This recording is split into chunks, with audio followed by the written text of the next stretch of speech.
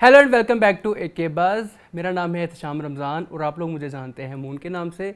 आज मैं अकेला अकेला हाजिर हो गया हूँ आपकी खिदमत में टीवी लाउंज को लेके। टीवी लाउंज है हमारा वो सेगमेंट जिसमें हम पाकिस्तान के ड्रामास को वीकली डिस्कस, अब तो वीक में 2 बार डिस्कस करते हैं। और इस शो में मेरे साथ होते हैं अरसलान खान जो कि अवेलेबल नहीं है और उनको बहुत बहुत बहुत ज़्यादा मिस कर रहा हूँ मैं। लेकिन अरसलान ने भी कहा था और मैंने इसके साथ कमिट भी किया था, तो मैंने कहा शो मस्ट गो ऑन, तो शो मस्ट गो ऑन। इंशाल्लाह अरसलान हमें बहुत जल्द ज्वाइन कर लेंगे। तो बाय वीकली ड्रामा से हम शुरू करते हैं। हमारे पास इस दफ़ा ड्रामे हैं यूं ही, 22 कदम, तुम्हारे हुस्न के नाम, मैं, काबली पुलाव, नीम, जोक सरकार, शनाज, जिंदो और दौड़। कुछ ड्रामे ऐसे हैं जो अरसलान करते थे जिनमें गुरु हैं, वो इस दफ़ा मैंने शामिल नहीं किया क्योंकि मैं वो देखता नहीं हूँ। उसके अलावा मेरे बन जाओ जो है, आपको बताया था कि उसमें कोई इतनी खास मेजर डेवलपमेंट नहीं है और वो एंड की तरफ जाते जाते बहुत खो गया है। तेरे बिना मैंने भी नहीं भी हम इसलिए नहीं कर रहे क्योंकि उसमें भी ऐसा कुछ भी नहीं रहा, रेपिटेशन है चीज़ों की बार बार। तो इसलिए वो ड्रामे हम लोग डिस्कस करते हैं जो कि करने के काबिल हैं। तो मेरे ख्याल में शुरू करते हैं हम यूं ही के साथ।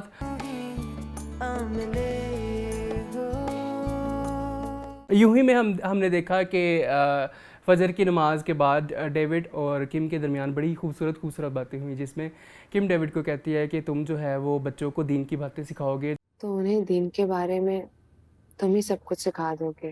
जिस पे डेविड उसको कहता है कि दीन की बातें तो मैं सिखा दूंगा, लेकिन जो बातें तुम उसको सिखाओगे वो ज़्यादा इंपॉर्टेंट होगी कि दूसरों का साथ कैसे देते हैं, दूसरों के साथ एम्पथाइज कैसे करते हैं और किस तरह लाइफ को गुजारना है और डट के रहना है अपने पॉइंट के ऊपर। आपकी बात करना सीखेंगे, लोगों का ख्याल करना सीखेंगे। तो वो पॉइंट मुझे बड़ा खूबसूरत लगा कि डेविड जो है वो वेल अवेयर है कि रिलीजियसली भी और सोशली भी जो है ना वो किम बड़ी ही रेलिवेंट है। तो वो एक बड़ी बड़ी क्यूट सी कन्वर्सेशन उन दोनों के दरमियान में होती है। दूसरी जो हाईलाइट मुझे ऐसे एपिसोड में लगी, जो मुझे बड़ी खूबसूरत लगी, वो है इकबाल और किम की आपस में होने वाली एक तरह की केमिस्ट्री तो खैर उनमें शुरू से ही थी, लेकिन अब जो एक मोहब्बत हो गई है, जब किम ने जिल्द पकड़ लिया है कि अब जो है वो इकबाल की शादी जुल्फ़ी से ही कराई जाए, जिसमें वो सारा कुछ बताती है कि दादाजी ने सारी बातें सुन ली थी, अब वो चाहते हैं कि आपकी शादी जो है वो जुल्फ़ी के साथ हो। प्लस वो एंड पे उनको हक करके इकबाल को आई लव यू कहती है कि बड़ा ही क्यूट सीन है। अच्छा, यूं ही की बात तो मैं हमेशा ये डिस्कस करता हूँ आपके साथ कि ना it's our family, it's our society, it's our culture, everything ऐसे है कि हम जैसे इन घर वालों के साथ रहते हैं। जिस तरह रज़िया बहुत ज़्यादा प्यार करने लगी है किम से और किम के ख़िलाफ़ कोई भी लफ्ज़ जो है ना वो सुनना गवारा नहीं करती, और किम का नाम सुन के ही उनके मुंह पे जो प्यारी सी स्माइल आ जाती है वो बताती है कि दिस इज़ द क्यूट सास बहू रिलेशनशिप जिसको हम देखना चाहते हैं। वो वाला सास बहू रिलेशनशिप नहीं जो हम अपने अक्सर ड्रामाज में आजकल देखना चाहते हैं। एक पॉइंट पे दादाजी जो है वो इकबाल से माफ़ी मांगते हैं कि मैंने तुम्हारी गलत जगह पे शादी कर दी थी सिर्फ रिश्तेदार समझ के फराज के साथ, और अब मुझे माफ़ कर दो, तुम्हारी ज़िंदगी के बहुत सारे साल जो है वो मैंने ज़ाया कर दिए हैं। तो ये एक बड़ी प्यारी बात है। और वो ये कहते भी हैं कि मुझे किम ने आके ये सारी बातें सिखाई कि आप मतलब बड़े होके भी अगर आप माफ़ी मांग सकते हो छोटे से, तो कोई इसमें कोई गलत बात नहीं। उसने मुझे एहसास दिलाया कि जो चीज़ें सोशली एक्सेप्टेबल भी हैं, रिलीजियसली भी एक्सेप्टेबल हैं, हम उसको एक्सेप्ट करने में क्यों टाइम लगाएं। तो ये एक बड़ी प्यारी चीज़ थी। फिर दादाजी की अज़रा से भी मुलाकात हुई, वो एक्चुअली जुल्फ़ी से मिलने जाते हैं ताकि वो इकबाल से रिश्ते की बात सुन सके, ठीक है। उसके अलावा जो है वो कुछ बातें हुई जो कि रज़िया के दरमियान हुई, जिसमें रज़िया ने कहा कि चंद लोगों का रवैया दीन और कल्चर को रिप्रेजेंट नहीं, सॉरी, ये बात किसने की थी, ये बात की थी हमारे डेविड ने। उन्होंने कहा था कि चंद लोगों का रवैया, जब किम उसको कन्फ्रंट करती है कि मैंने तो तुम्हें बहुत बुरा समझा था, मैंने टेररिस्ट भी कहा, ये भी किया, वो भी किया, पर तुम तो बड़े अच्छे हो और तुम्हारी फैमिली भी बड़ी अच्छी है। जिस पे दाऊद ने उसको कहा कि कुछ लोगों का रवैया जो है वो हमारे टोटल सोसाइटी को, कल्चर को और मज़हब को रिप्रेजेंट नहीं करता। तो यूं ही में हम देखते हैं कि हमने बहुत सारे जो है वो सोसाइटी के भी स्टीरियोटाइप्स को तोड़ा, हमने बहुत सारे रिलीजियस स्टीरियोटाइप को तोड़ा। तो यूं ही बड़े प्यारी जर्नी से लेके हमें अब मेरे ख्याल में second last episode I wish हो जाए अब, क्योंकि जब माया ने तो बताया था कि 28 किस्तें या 27 हो गई हैं, मेरे ख्याल में 1-2 किस्तें रह गई हैं। तो मेरा ख्याल है दिस वाज ऑल अबाउट यूं ही। अब हम चलते हैं 22 कदम की तरफ।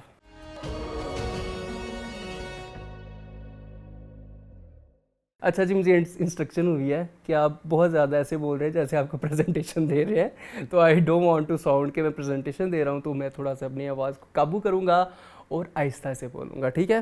तो 22 कदम में हमने देखा इस पूरी एपिसोड में तो मैच ही था, जिसमें सबसे पहले तो फ़रीक का दूसरी एक और लड़कियों की टीम के साथ मैच होता है। जिसमें सैमी और फरी मिलके खेलते हैं और फरी की टीम जो है वो जीत जाती है। फरी छिके चौके लगाती है और सैमी सिंगल डबल करती है, तो वो टीम जीत जाती है। लेकिन अगला मैच जो उनका टकरा होता है वो ज़ाहिर बात है, अब अगर वो जीत गए हैं तो जुनैद और लीज़ा की टीम के साथ होता है। और लीज़ा है फुल गुस्से में हमारी फरी से। लीज़ा साहिबा जो है वो पता नहीं किस चीज़, अच्छा मुझे ये बड़ी एक चीज़ लगती है कि लीज़ा को फरी से क्या जेलसी हो सकती है। शायद इसलिए कि जुनैद उसको घास डालता है और लीज़ा है जुनैद के बारे में पॉसेसिव है, मे भी इसलिए, या सिर्फ एक गर्ल्स राइवलरी भी एक होती है, मे भी उस वजह से। लेकिन जब हम देखते हैं कि लीज़ा का जुनैद का मैच होता है फरी वगैरह के साथ, तो वो मैच ज़ाहिर बात है फरी जो है वो एक न्यू पर्सन है क्रिकेट की दुनिया में, और लीज़ा और जुनैद तो ऑब्वियसली एक इंटरनेशनल लेवल पे, नेशनल लेवल पे भी खेल चुके हैं, तो ऑब्वियसली फरी वगैरह हार जाते हैं। जिस पे जुनैद बड़ा साथ देने की कोशिश करता है, गेंदों को मिस कर देता है ताकि छक्का ना लगे, चौका ना लगे, और एक रन आउट हो रहा होता है फरी का, उसको भी बचा लेता है। लेकिन इवेंचुअली होना वही होता है कि फरी की टीम हार जाती है, जिस पे लीज़ा जो है वो बड़ी फातहाना नज़रों से फरी की तरफ देखती है। लेकिन फरी उस पर डांट टपट कर देती है सैमी को, जिस पे सैमी बेचारी रोने लग जाती है। अब फरी साहिबा जो है वो हारने के दुख में, गम में बैठी हुई हैं, बड़ी परेशान है, और उसने सोचा नहीं कि मैंने सैमी को कितना ज़्यादा हर्ट कर दिया। सैमी तो रोते रोते चले गई है, और नाज करियाना ने उसको एहसास दिलाया कि बहन खुदा का खौफ करो, दुनिया जो है वो तुम्हारे गिर्द नहीं घूमती, मेरी ज़िंदगी का मकसद क्रिकेट नहीं है, फिर भी मैं तुम्हारे साथ फिर रही हूँ ना, इसका मतलब है कि मैं तुम्हारी फ्रेंडशिप का ख्याल कर रही हूँ।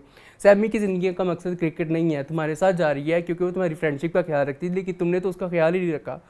जिस पे वो भी उसे नाराज़ होकर चले जाती है। घर में आती है तो बहन से भी इसको वही कुछ सुनने को मिलता है कि ज़िंदगी, तुम्हारी ज़िंदगी क्रिकेट है, हमारी ज़िंदगी क्रिकेट नहीं है। तो अब जो है वो मेरा ख्याल है कि नेक्स्ट एपिसोड में फरी को जो है वो अपनी एक सोच का नया दर फरी के ऊपर वाह होगा, और वो सोचेगी कि मैंने अपने फ्रेंड्स के साथ अच्छा नहीं किया और क्रिकेट को मैंने किस तरह से लेके चलना है। तो वो हमें अगले एपिसोड में देखने को मिलेगा। इस एपिसोड में इतना कुछ ही था। दूसरी तरफ अगर हम देखें तो वो जो फरी की बड़ी बहन है उसके मंगेतर की कॉल आनी थी, ऑडी की कॉल, ऑडी की वीडियो कॉल नहीं आई। रात को 2-3 बजे तक वो बैठ के वेट करते रहे, लेकिन ऑडी की कॉल नहीं आई। अब देखें नेक्स्ट एपिसोड में क्या होता है। अच्छा जी, मैं के बारे में हमें पिछले हफ्ते बड़ा मिक्स सा रिव्यू मिला। हमने जो रिव्यू किया था उसके ऊपर, मैंने और सलान ने, कुछ लोगों ने हमें बहुत ज़्यादा अप्रिशिएट किया कि जो पॉइंट आपने बताए हैं वो हमने कभी सोचे भी नहीं थे और बिल्कुल वैलिड हैं। रिगार्डिंग जंजबील आसिम शाह या रिगार्डिंग बतर महमूद, और कुछ लोगों ने कहा कि this team has now become a disaster. और हमने देखा कि अगली एपिसोड में दैट डिज़ास्टर कंटिन्यूज़, और हम ये देखते हैं कि जो मुबशरा का हस्बैंड है, एक्स हस्बैंड, क्योंकि उसने डिवोर्स दे दिया है, उसने शादी कर ली है मुबशरा की बेस्ट फ्रेंड से। और मुबशरा की बेस्ट फ्रेंड जैसे कि आप जानते हैं शीज़ा खान है, ताहिरा, जिसको हम तेरे बिना मैनी में देखते हैं।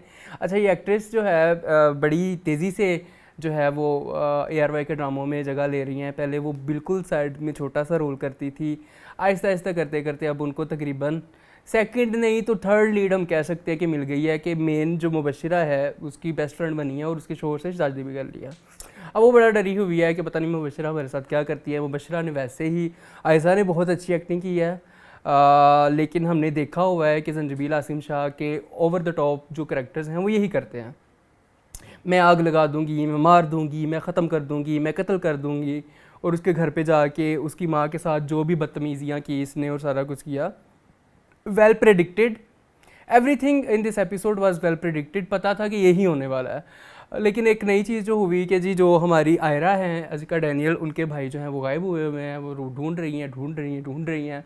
यहाँ पे एक फ्लॉ हमने नोट किया, मैंने ख़ास तौर पे, कि वो कभी कहती हैं कि जी भाई ईशा की नमाज़ पढ़ने निकले थे, कभी कहते हैं जी मगरिब की नमाज़ पढ़ने निकले थे, किसी को कह रही है कि मगरिब पढ़ने गए थे, किसी को कह रही है कि ईशा पढ़ने गए थे। तो एक नमाज़ बाजी याद कर ले कि कौन सी पढ़ने गए थे। लेकिन हाँ ठीक है, जो भी है, ये तो फ्लॉ हो गया। बाकी हम देखते हैं कि आगे ज़ैद की और मुबशरा की जो है वो केमिस्ट्री कैसे बनती है। मेरे ख्याल में तो ये दोनों के फादर्स आपस में डिसाइड करेंगे कि इन दोनों को, क्योंकि दोनों ही नार्सिसिस्ट हैं और दोनों ही जो है वो सेल्फ एक्चुअलाइजेशन की तरफ नहीं जा रहे। तो हम देखते हैं कि ये स्टोरी आगे किस तरह बढ़ती है इस एपिसोड में। इससे ज़्यादा कुछ नहीं हुआ। मुबशरा का गुस्सा है, मुबशरा का चीखना चिखाड़ना है, और मैं ये कर दूँगी, मैं वो कर दूँगी।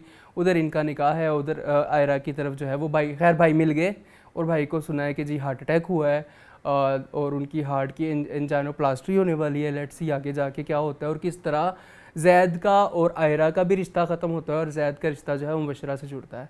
तो मेरे ख्याल में दैट्स ऑल अबाउट मैं।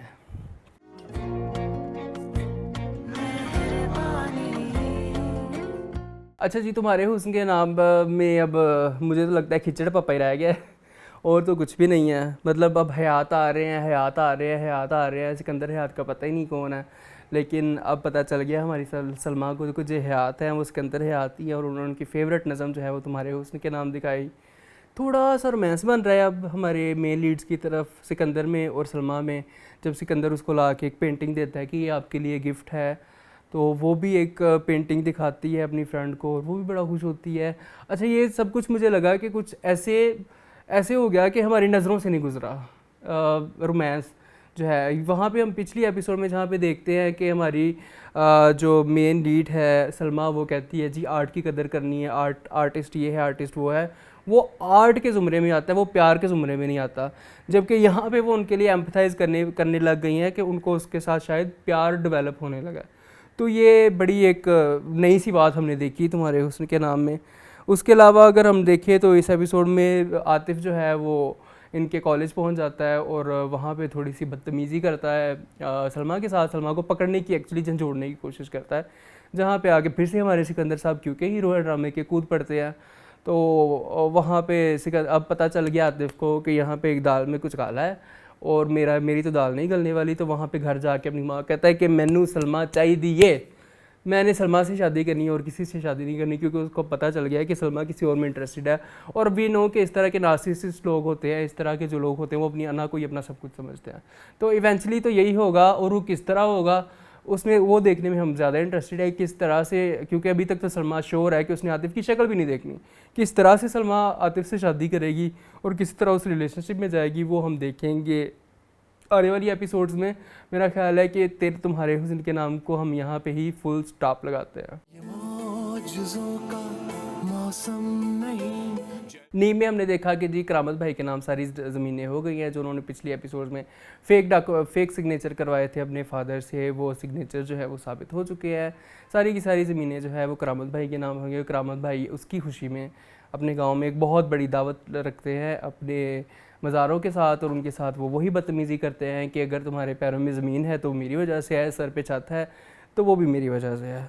अब करामत भाई का भी एंड मेरे ख्याल में नज़दीक आने वाला है, 11वीं किस्त है, लेकिन इतनी जल्दी करामत भाई का नज़र देख नहीं सकेंगे हम अंजाम, लेकिन कुछ ना कुछ जो है वो अगली एपिसोड में होने वाला है। दूसरी साइड पे हम देखते हैं कि जिमल भाई जो है वो अपनी जेठ और जेठानी के साथ बात करती है कि मैंने शाजिल को कहा है कि आप दूसरी शादी कर लें, जहाँ पे शाजिल सामने तो इतना ख़ास इजहार नहीं कर पाता, लेकिन जब जिमल जाती है तो शाजिल साहब फट पड़ते हैं कि मैं ज़िंदगी में बड़ी महरूमियाँ देखी हैं, माँ बाप को नहीं देखा, ये नहीं देखा, वो नहीं देखा, मैं बाप बनना चाहता हूँ, बच्चों को पालना चाहता हूँ। तो जिमल सही कहती है, उसको करने दे, जो कि जिमल साहिबा छुप के सुन लेती है। अब जिमल को पता चल गया कि ये बंदा मेरे लायक नहीं है, ऑब्वियसली लायक नहीं है। आप ज़िंदगी का मकसद कुछ लोगों की होता है ऑब्वियसली बच्चे ही, लेकिन यहाँ पे जो शाजिल है उसको बहुत ज़्यादा दिखाया है कि उसकी ज़िंदगी का मकसद सिर्फ बच्चे पैदा करना है। तो हमारी जिमल जो है वो ऑब्वियसली बच्चा तो नहीं दे सकती है उसको। तो मुझे लगता है कि बेहतर यही होगा जिमल के लिए कि ज़्यादा फसादात से बचने के लिए शाजिल की ज़िंदगी से निकल जाए, लेकिन वो निकलने की बजाय ये करनी है कि वो ख़ुद भी उसकी ज़िंदगी में रह रही हैं और अपनी फ्रेंड को भी उसकी ज़िंदगी में लाना चाह रही हैं। जहाँ पे हमने देखा कि डेलिब्रेटली जिमल कराची अगर जा रही हैं तो वो अपने शोहर को अपनी फ्रेंड के साथ टीचर मरियम के साथ छोड़ के जाती है ताकि इनकी दोनों के आपस में केमिस्ट्री डेवलप हो। वहाँ पे हम अगर अमेरिका में जाएं तो अमेरिका में भी बड़े कुछ मोजज़ात हो रहे हैं। हमारा जो हीरो है अशद, उसको नोटों की बड़ी दद्दी मिल जाती है और वो किसी ऑक्शन गाड़ी के होती है, वो उसी का मालिक खुद बन जाता है। अब उसको ईजी हो गया अपनी माँ का इलाज करवाना। अच्छा, इस ड्रामे में भी एक बहुत बड़ा डायरेक्शनल फ्लो है कि एक तरफ हम देखते हैं कि जो अमेरिका में अशद बात कर रहा है वो कान से लगा के बात कर रहा है, और जो पाकिस्तान में उससे बात कर रहा है वो वीडियो कॉल पे ऐसे बात कर रहा है, तो स्पीकर भी ऑन नहीं है कि वो स्पीकर ऑन करके बात कर रहे हो।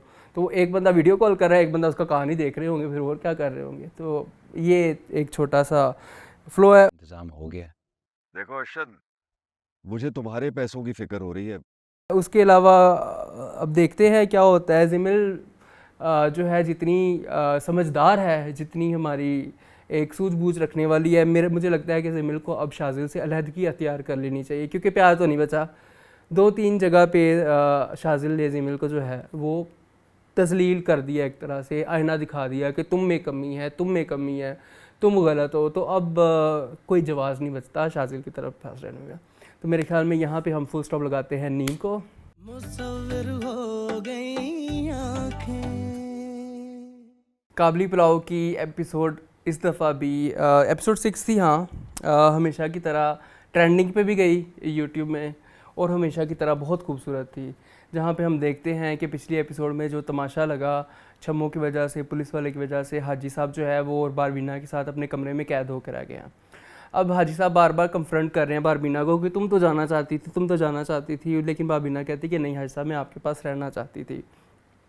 लेकिन अब हाजी साहब के लिए मुश्किल हो गया अपने घर वालों को जाके फेस करने का, क्योंकि वहाँ पे छम्मो और का हस्बैंड उसको छोड़ गया है, वो वखरा तमाशा लगा रहा है। और यहाँ पे जो है वो यहाँ पे घर के अंदर जो है वो हाजी साहब खुद भी शर्मिंदा से हैं कि जी मैंने निकाह भी किया था और मैंने उसको छुपाया भी और अपनी बीवी को बीवी रख के कि तो बहुत सारी चीज़ें जो हैं, और शमीम के साथ भी जो उन्होंने किया है, तो बहुत सारी चीज़ें जो हैं वो हाजी साहब की ज़िंदगी में भी चल रही हैं।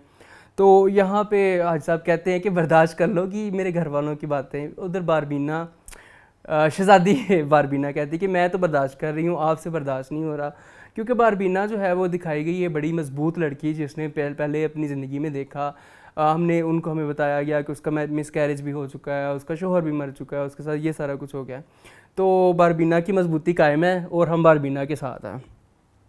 उसके बाद हम देखते हैं कि ज़ुबैदा का करैक्टर जो कि बनीज़ा प्ले कर रही हैं, बड़ा अच्छा मिर्ज़ा आरिफ प्ले कर रही हैं, बड़ा अच्छा। और उन्होंने दिखाया है कि वो उनकी हालांकि जो है वो भाभी लगती है और हाजी साहब उनके जेठ हैं, लेकिन जिस तरह से वो ख्याल रख रही हैं, मेरे ख्याल में वो सगी 2 बहनों से भी ज़्यादा हाजी साहब का ख्याल रख रही हैं। उनको खाना दे के आना, उनकी दवाई का ख्याल रखना, उनको अपने सगे, क्योंकि उन्होंने ये बताया भी है कि पायन पाजी कहते हैं, पाजी हमारे अब्बू मर गए थे तो आपने हमारा ख्याल रखा, हमारा सबका ख्याल रखा। तो एक बड़ी खूबसूरत रिलेशनशिप हमने देखा कि एक देवर और जेठ और भाभी के दरमियान बड़े अरसे बाद हमने देखा, लेकिन एक खूबसूरत एक होता है। उधर हम जाके शमीम को देखें तो स्टूडेंट आ गया टीचर को पकड़ने कि टीचर जी आप तो मेरे हाथ उनको टिफ़िन भिजवाया करती थी स्कूल के ज़माने में, और ये करती थी और वो करती थी और इतना प्यार करती थी। तो उस पर शमीम भी बताती है कि हम दोनों एक दूसरे के थे, मैं उसको प्रोटेक्ट करती थी दुनिया से, क्योंकि मुझे पता था कि हर बंदा उसको खाने को दौड़ता है, उसके पैसे के लिए उसके पीछे है, और वो भी मुझे प्रोटेक्ट करता था। लेकिन मुझे कहता रहता था कि तुम शमीम शादी कर लो कर लो कर लो, लेकिन शमीम ने शादी नहीं की, तो उसमें शमीम की अपनी गलती है। और शमीम वहाँ पे एहसास भी दिलाती है पुलिस वाले को कि भाई तुमने गलत किया है, लेकिन कहता है जी मैंने अपना बदला पूरा करना था, मैंने अपना बदला पूरा कर लिया। कट टू द सीन हम वापस आते हैं जहाँ पे हाजी साहब घर से भाग गए हैं और रोला डला हुआ है जी कि पाजी चले गए, पाजी चले गए, पाजी चले गए। पाजी गए हैं कब्रिस्तान अपनी माँ के पास, और बारबीना वहाँ पे फातिहा ख़वानी कर रही है, और वहाँ पे आके शमीम माफ़ी मांगती है हाजी साहब से। हाजी साहब कहते हैं कि मैंने पुलिस वाले को तो माफ़ कर दूँगा, तुझे कभी माफ़ नहीं करूँगा। लेकिन हम जानते हैं कि इनकी जो एक रिश्ते की एक रिलेशनशिप की बारीकी है, वो इवेंचुअली हाजी साहब ने जो है वो शमीम के साथ भी ठीक कर ही लेना है। थोड़ा सा है, लेकिन थोड़ी कुछ एपिसोड्स तक ये शायद चपकलिश जाए, लेकिन ख़त्म हो जाएगी।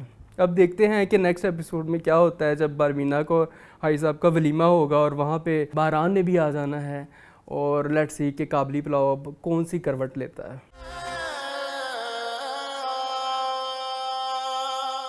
अच्छा जी, अजीबोगरीब किस्म का रोमांस डेवलप हो रहा है एसीपी अरसलान के और हमारी जो हीरोइन है ससी के बीच में, जिसकी मुझे तो बिल्कुल समझ नहीं आ रही है।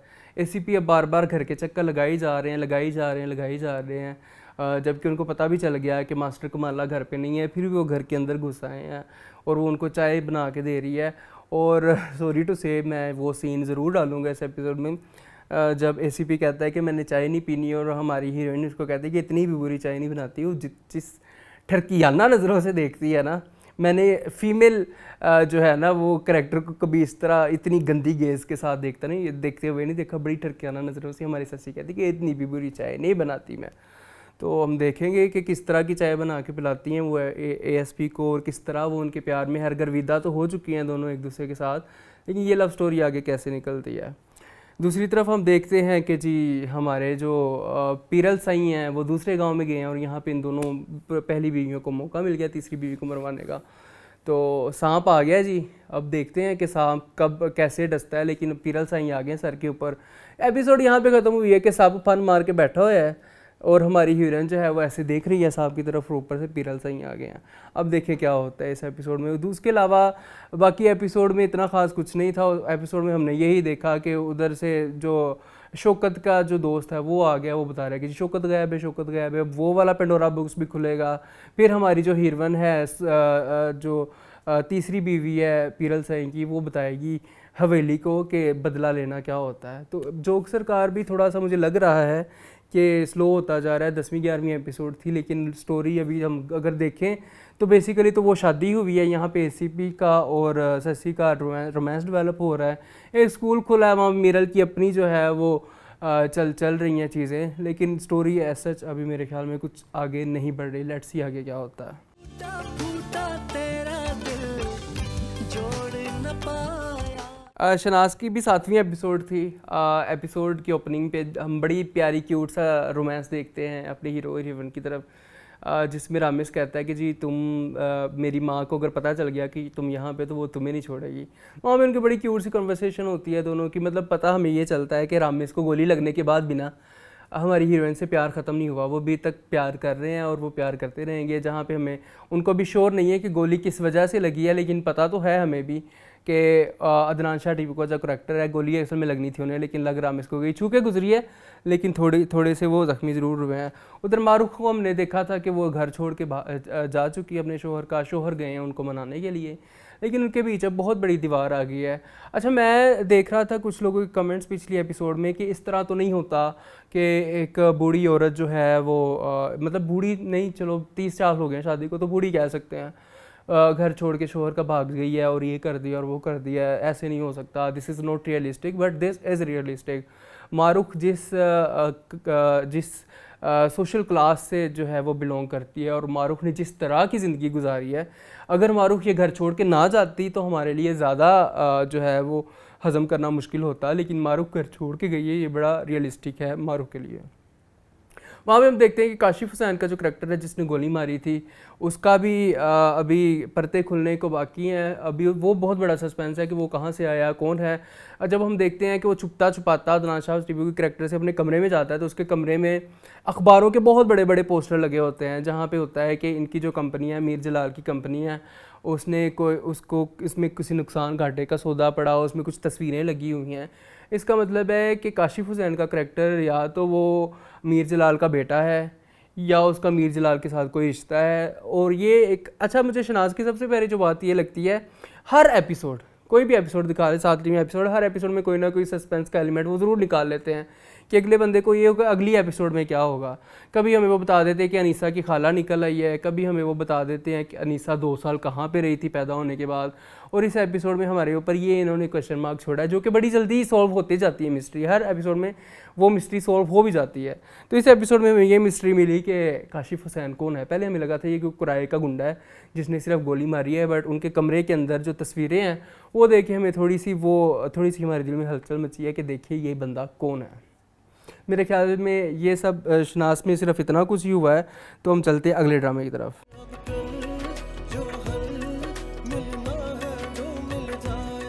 अच्छा, दौड़ ने मुझे बड़ा परेशान कर दिया है। It's a very bold drama.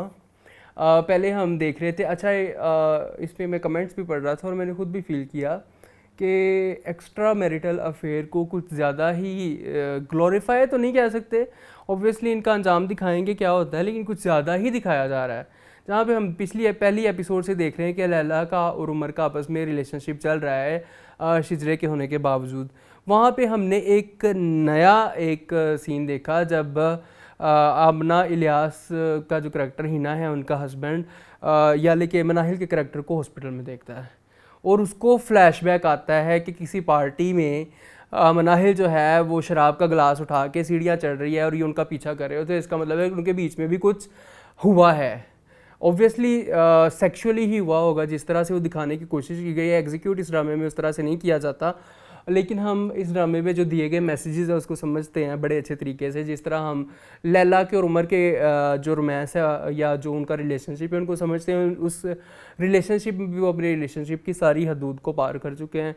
और यहाँ पे हमें एक नया जो है वो थमाया गया है पता कि जी अब जो हिना का हस्बैंड है उसका जो है वो मनाहिल के साथ। तो हमें मनाहिल को हम पहली एपिसोड से देख रहे थे, मैं और अरसलान कह रहे थे भाई किस चीज़ का डिप्रेशन है इसे, किस चीज़ के लिए मरी जा रही है, क्या एंजाइटी है इसको, क्या टेंशन है इसको। तो वो टेंशन आखिरकार हमें पता चल गई कि उसने मे भी शादी से पहले या शादी के बाद के एक एक्स्ट्रा मैरिटल अफेयर रखा हुआ था हिना के हस्बैंड के साथ, जिनमें उसका एक बच्चा भी है, और वो बच्चा उन्होंने किसी को अडॉप्ट करने के लिए दे दिया। अब वो बच्चा भी कब निकलेगा, कौन होगा, कैसे होगा, तो दौड़ ने भी हमें काफ़ी सारी मिस्ट्रीज़ पकड़ाई हुई हैं। थोड़ा सा बोल्ड है, थोड़ी सी चीज़ें जो है वो कल्चरली भी हमारे रेलिवेंट नहीं है, लेकिन हो रही हैं सोसाइटी के अंदर। फिर हम देखते हैं कि जो दौड़ है वो हमारे साथ क्या करता है, क्योंकि मिस्ट्रियाँ हमारे पास बहुत सारी हैं, सॉल्व होते होते हमें आखिरी एपिसोड लग जाएगी। चले जी आखिरी ड्रामे की तरफ चलते हैं, जिसका नाम है जिंदो।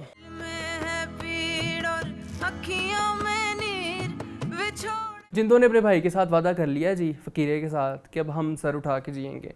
और हमने जिंदो में देखा है कि जब जब कोई सर उठा के जीने की कोशिश करता है वो मारा जाता है। तो अब हमें इंडिकेशन मिल रही है आहिस्ता आहिस्ता कि फ़कीरा जो है वो मरने के पास जा रहा है। अब फ़कीरे की भी मौत आने वाली है जिंदो में। वहाँ हम देखते हैं कि जो हज़रत और इज़्ज़त की थोड़े सा कहानी का बैकग्राउंड दिखाते हैं हमें, कि इज़्ज़त जो है वो हज़रत का छोटा भाई था, और उसने जो भी एक लाडो के साथ अफेयर चलाया, उसने खुदकुशी कर ली। अब हज़रत जो है वो बार बार बाप को धमकियाँ दे रहा है कि मैं तुम्हें मार दूँगा।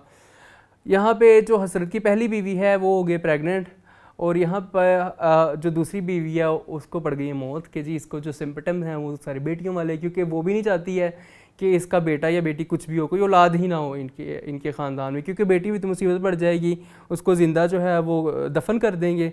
बेटा हुआ तो फिर दोबारा से ये सारी लेगेसी चलेगी। तो इस लेगेसी को रोकने के लिए ज़रूरी है कि हसरत की कोई औलाद ही ना हो। तो लेट्स सी इसको कैसे आगे देखते हैं। यहाँ पे देखूँगा, अगर मैं देखूँ तो फ़कीरे को बड़ा कंसर्न इस एपिसोड में दिखाया जी शानो के लिए, कि शानो नाराज़ हो जाएगी।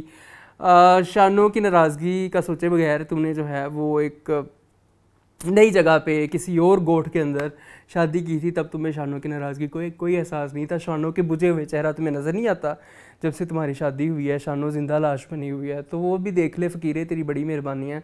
बड़ी खुशी खुशी तो अपने ससुराल तो जा रहा है कि जी शानो नाराज़ होगी, उसको बता के जाता हूँ। तो शानो का ये वाला रूप जो है वो तुमने नहीं देखा, तो ये थोड़ा सा फ़कीरे के साथ मुझे है गिला। बाकी अगर हम देखें उधर गुल्लू वाली साइड पे, तो गुल्लू शहर से अपने भाई को मिलने गए हैं। वहाँ पे उसके भाई की नई गर्लफ्रेंड निकल आई है। वो भी एक पॉइंट है कि गुल्लू का भाई क्यों नहीं वापस आ सकता गांव में, उधर उसकी अब स्टोरी भी दिखाएंगे। तो जिंदों में इतनी सारी कहानियाँ जो है वो ऐसे हमारे आगे फड़फड़ा रही हैं। हर स्टोरी जो है वो एक सिस्टम को लेके साथ चलती है, तो हम देखते हैं कि स्टोरी कैसे डेवलप होती है। तो यही है जिंदो। बस मतलब मैं अब मेरे प्यारे प्यारे व्यूवर्स पूरा हो गया हूँ। सारे ड्रामे हमने कंप्लीट कर लिए 20 मिनट में, है ना सुबह 20 मिनट 25 मिनट में। चलो खैर कोई नहीं। तो परफॉर्मेंसेस हम हमेशा की तरह अपनी जो है वो रीत को मद्देनज़र रखते हुए परफॉर्मेंसेस भी देंगे आपको इंशाल्लाह। और ऑस्कर भी शायद मैं देखता हूँ अगर मेरे से कोई निकलता है। तो परफॉर्मेंसेस में अगर मैं देखूँ तो फीमेल में मेरे लिए बेस्ट परफॉर्मेंस था। तो डिफरेंट करूँगा हमेशा मैं सबीना फ़ारूक को देता हूँ, लेकिन इस दफ़ा उनके इतने सीन्स नहीं थे। नादिया फ़ारूक को पिछले हफ्ते दे चुके हैं। तो फीमेल जो है वो बेस्ट एक्ट्रेस हैं हरीम फ़ारूक फ्रॉम 22 कदम। बड़ा उन्होंने खूबसूरत इस एपिसोड में दिखाया कि वो एक लड़की है, थकी हुई है, खेली जा रही है।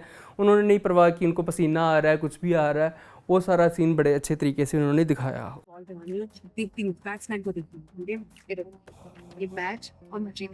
उसके अलावा मेल में अगर हम बात करें तो 22 कदम में वहाज अली बड़े ही रियल क्रिकेटर लगते हैं। वो लगता है कि अच्छा इस चीज़ को मैं बड़ा मिस करता हूँ। अब वहाज का मैं भी देख रहे हैं, हमने तेरे बिन भी देखा। स्टार्टिंग में मुर्तसिम बड़ा अच्छा था, बाद में जाके मुर्तसिम का करैक्टर भी खो गया था। लेकिन इस एपिसोड में, इस ड्रामे में वहाज छाए हुए हैं। तो मेरे ख्याल में 22 कदम में वहाज अली बेस्ट एक्टर है।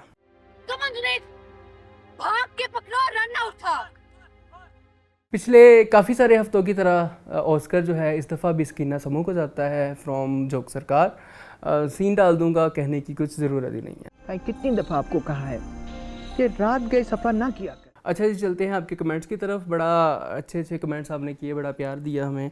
मैं इतना ही कर सकता था। मेरे ख्याल में बेस्ट जोड़ी जो है वो अरसलान के साथ ही चलती है और उसके साथ ही बातों का मज़ा आता है, लेकिन मैंने कहा चलो आपने कहा है तो इसको पूरा करते हैं। कमेंट्स की तरफ चलते हैं। टोटल आर्मी लाइव जो है वो कहती हैं दास्तान ड्रामे के बाद काबली पुलाव ही ऐसा ड्रामा होगा जो याद रहेगा हमेशा। जी बिल्कुल। उसके बाद टोटल आर्मी लाइव कहते हैं एग्री विद मैं, बहुत ओवररेटेड दिखाया गया है। आई डोंट नो लीड्स कैसे होते हैं बट ऐसे नहीं होते। जी हम भी ये कहना चाहते थे कि नो दौलती है लीड्स ऐसे हो सकते हैं, जद्दी पुश्ती लीड्स ऐसे नहीं हो सकते जिस तरह मुबशिरा का करैक्टर है। कैंडी क्रश कहते हैं 110% agree with you in my review has looks so loose lacklustre tired ढीला रोल इन आयज़ा का। तो सही बोला आपने, थक गए हैं आयज़ा को ऐसे देख देख के। ठीक है जी।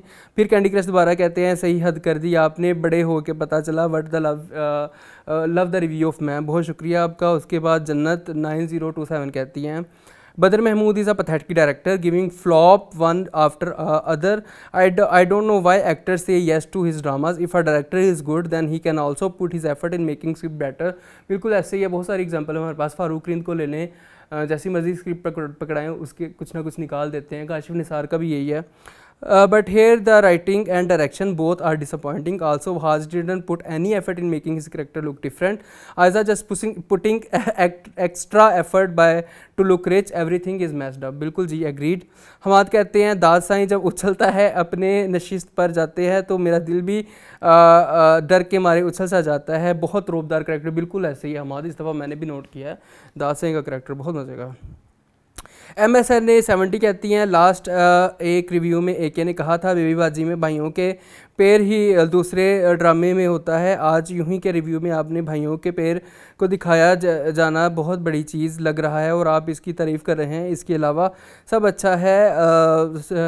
अमीरियत सपोर्टी एंड छड़ दे आर्ट दी जान सबसे ज़्यादा मज़े का। तो बहुत बहुत शुक्रिया। ये तो मेरे ख्याल में अरसलान ही बता सकते हैं, लेकिन बेबी बाजी में जो भाइयों की केमिस्ट्री दिखाई है वो और तरह की है और यूं ही में जो दिखाई गई है वो और तरह की है। आगे जी कहते हैं स्टे हेयर कहते हैं मैं is not typical when you divorce female lead when you see second marriage of female lead. Yes I agree with you on directing point and view of अज़कल डैनियल्स परफॉर्मेंस। चलें जी बहुत शुक्रिया आपका। Stay here दोबारा कहते हैं Aiza Khan hard emojis. हाउसरीले कहते हैं नादिया अफगान ने लास्ट एपिसोड में भी दिल जीता था, इस वीक भी उनकी खामोशी भी बोल रही है। बिल्कुल ऐसे ही है। आलिया कहती हैं thanks Saba Qamar, I love you Saba Qamar. जी we also love Saba Qamar. Salman कहते हैं अरसलान आपने सही कहा, हमारा ने तो ऑस्कर से भी ऊपर वाली एक्टिंग कर दी। हाँ गुरु देखते हैं अरसलान, मैं नहीं देखता। नाइट ऑफ हार्ट्स कहते हैं नाइट ऑफ हार्ट्स ही है। मेरी शहज़ादी भी जंजबील में हमने लिखा। जी बिल्कुल मेरी शहज़ादी भी उनका था। शाहना खान कहते हैं काबली पुलाव बहुत अच्छा ड्रामा है। सही में जी बिल्कुल ऐसे ही है। APV समथिंग कहते हैं Kabuli pulao I love you guys but I think you are reading too much into it.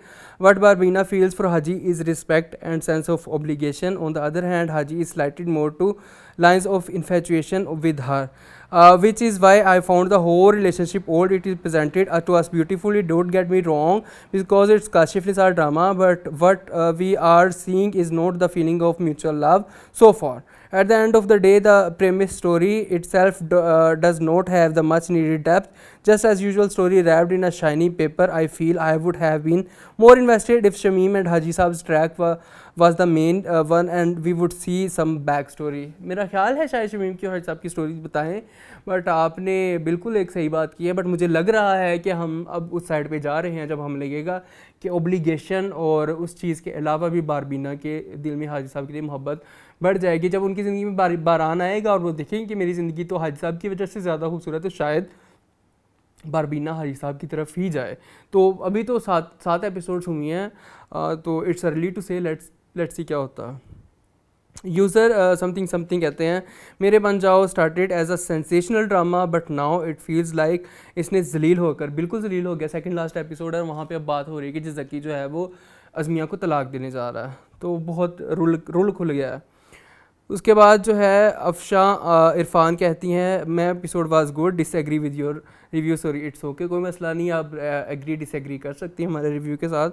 उसके बाद राहिला खातून कहती I enjoy your honest reviews keep it up. बहुत शुक्रिया आपका। शमसा जबी कहती है मैं रिव्यू गुड आई एन्जॉयड। बहुत शुक्रिया आपका। उस्मान खालिद कहते हैं बिलाल अब्बास एंड सना जावेद के सीनियर का नाम डंक था। हाँ वो पिछले एपिसोड में हम नाम भूल गए थे। मारिया तारी कहती रिगार्डिंग मैं I just completed made in heaven season 2 it is the perfect representation of high class society and casting is on point. मैं भी देखूँगा, अभी मुझे टाइम नहीं मिल रहा मेड इन हेवन देखने का। एपीवी दोबारा कह रही हैं जोक सरकार we all love slightly exaggerated light eyed villain don't we छा गया मीरल। बिल्कुल मीरल बड़ा अच्छा काम कर रहे हैं। विलन हो तो ऐसा जो हीरो को टक्कर दे, गेम ऑन है। बिल्कुल ऐसे है Farhan Usman and entire cast brilliant. बिल्कुल ऐसे ही मुबशिर मलिक भी लोग कहते हैं हार्ट इमोजी। बहुत शुक्रिया मुबशिर मलिक आपका। तो मेरा ख्याल है कि अब हम यहीं पे ही अपने व्यूवर्स से, अपने दोस्तों से, अपने प्यारों से इजाज़त चाहते हैं। मेरा ख्याल है कि आप में से किसी ने भी नहीं देखा होगा, रिव्यू बड़ा बोरिंग था, पर क्या करूं अकेले मेरे ख्याल में this is not my cup of coffee. अगर आपको अच्छा लगा है तो ज़रूर कमेंट्स में बताइएगा, जैसा भी लगा है कमेंट्स में ज़रूर बताइएगा। चैनल को सब्सक्राइब कर लें। मिलेंगे आपसे इंशाल्लाह किसी अगली वीडियो में। अल्लाह हाफ़िज़।